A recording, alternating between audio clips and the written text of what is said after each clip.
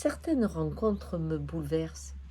Des fois, on a des êtres qui ont une sagesse, une connaissance qui est réelle, qui n'est pas que dans la tête, qui me donne la chair de poule et souvent les larmes aux yeux. Et j'ai vécu ça il y a 15 jours et j'ai demandé à Violette, puisqu'elle s'appelle ainsi, si elle m'autorisait à partager notre rencontre.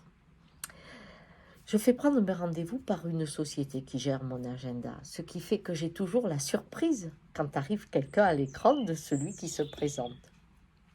Et là, je vois arriver une personne, je me dis, oh non, c'est pas possible, parce que c'était la première fois que j'avais quelqu'un de 85 ans dans ma tête, et en fait, c'était 92. Je me suis dit, mais qu'est-ce qu'on peut faire à cet âge-là? C'était vraiment pour moi étonnant. Alors je dis, mais qu'est-ce que je peux pour vous, hein? Et puis j'étais étonnée, j'ai dit, vous avez su prendre le rendez-vous par Internet? Et elle me dit, non, non, non, c'est ma petite fille qui l'a pris, c'est elle qui m'a permis de vous connaître, ça fait des mois que je vous suis, j'adore vos vidéos, j'apprends beaucoup de choses et ça me plaît. Et donc, on a pensé que vous alliez peut-être pouvoir nous aider parce qu'on a un différent toutes les deux et ça devient de plus en plus douloureux. Alors là, j'étais en terrain connu, je me sentais à nouveau à l'aise, ça allait très très bien. Elle me dit, voilà, depuis le confinement, mes enfants, mes petits-enfants, mes arrière-petits-enfants, eh bien, ne viennent presque plus me voir et quand ils viennent, ils veulent qu'on porte des masques. Et personne ne doit m'embrasser. Je suis à la maison, je vais très bien, j'ai une bonne santé. Mais ça, je ne l'accepte pas. Et la dernière fois, je leur ai dit, ce n'est plus la peine de venir. Si vous venez avec des masques, vous ne rentrez pas à la maison. Alors ils se sont fâchés parce qu'ils ont dit, on te prouve qu'on t'aime, on fait très attention. Tu voudrais qu'on te transmette le virus et que toute notre vie, on pleure de t'avoir tué. Je croyais que tu nous aimais un jour, m'a dit ma petite fille. C'est pas possible. Tu peux pas me faire ça. Je ne peux pas prendre le risque d'avoir ta mort sur la conscience. Je l'écoutais et je comprenais bien la situation de ces enfants, petits-enfants, qui apparemment avaient très très peur du Covid. Et je lui dis, que voulez-vous que je fasse à ça? Eh bien, elle me dit, madame, dans vos vidéos, vous avez l'habitude de trouver les mots pour que les gens comprennent les situations.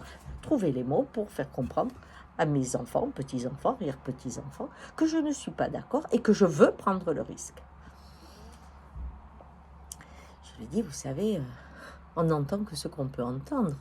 Mais si vous deviez mettre vos mots, qu'est-ce que vous leur diriez? Ah, mais j'ai essayé, mais ils n'entendent pas. J'ai dit, oui, mais là, entre nous, aujourd'hui, dites-moi le fond de votre cœur. Vous avez quand même peur de mourir, comme toute personne. Elle me dit, oui, je sens bien, mais j'ai pas peur, non. Je sens que c'est la fin. Vous savez, je suis à la fin de l'hiver. Je le sens. Mes jours, mes mois ne seront pas très longs. J'ai beau avoir 92 ans, c'est cela que j'ai appris son âge. Pour moi, je suis à la fin de ma vie et c'est bien comme ça. Mais je ne veux pas être privée des baisers.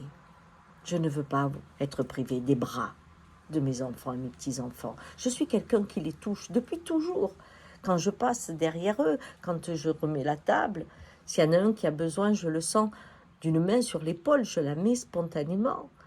Je caresse toujours, que ce soit mes chiens, que ce soit les gens qui passent, j'ai besoin de toucher. Et là, depuis des semaines, j'ai l'impression de rentrer dans un froid incroyable. Elle me dit, alors si je dois mourir dans le froid, ça ne va pas. Que j'aille vers le froid, mais pas mourir de froid. Je lui dis, mais pouvez-vous quand même admettre que c'est un risque s'ils pensent vous tuer, qui est difficile à gérer, que c'est une preuve d'amour d'accepter leur peur, non?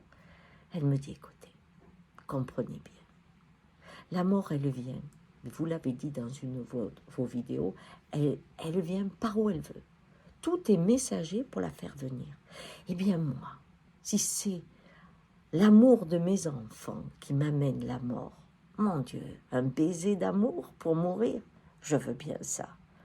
J'ai adoré cette image, que le messager soit de l'amour pour m'amener à la mort. Je trouvais ça merveilleux. Je lui dis, c'est vous qui avez les mots, pas moi. Là, vos mots sont magnifiques. Et vous les avez dit à votre petite fille? Elle est horrifiée quand je dis ça. Je lui dis, vous entendez qu'il reste peu de lune dans votre vie. Eux, ils ont besoin de croire qu'il y aura encore 10 ans, qu'il y aura 15 ans. Et c'est parce qu'ils croient à un futur qu'ils ne peuvent pas aller dans votre présent. Je lui ai dit, on ne peut rien à ça. La manière de vous aimer, c'est d'être loin. Et vous, ça vous fait mourir. Je lui ai dit, ce que je peux faire, c'est partager cette vidéo pour que votre fille l'entende, mais que d'autres enfants l'entendent.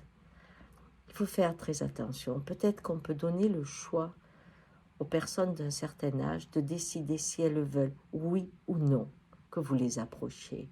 Cela peut être un choix, de décider de prendre le risque et peut-être de mourir par un baiser. Au revoir.